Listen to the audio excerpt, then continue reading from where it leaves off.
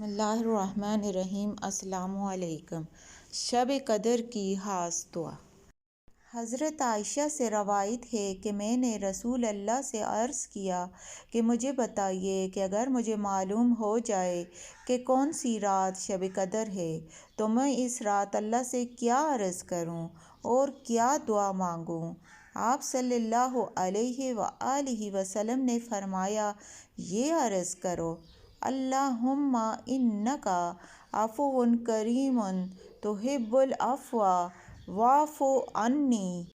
اے میرے اللہ، تو معاف فرمانے والا اور بہت بڑا کرم فرمانے والا ہے اور معاف کر دینا تجھے پسند ہے، پس تو میری خطائیں معاف فرما دے۔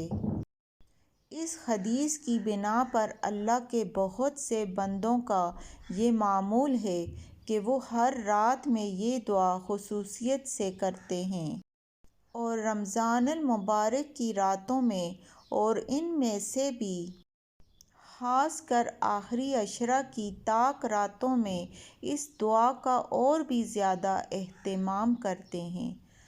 یا اللہ ہمیں عمل کی توفیق نصیب فرمائے، آمین ثم آمین۔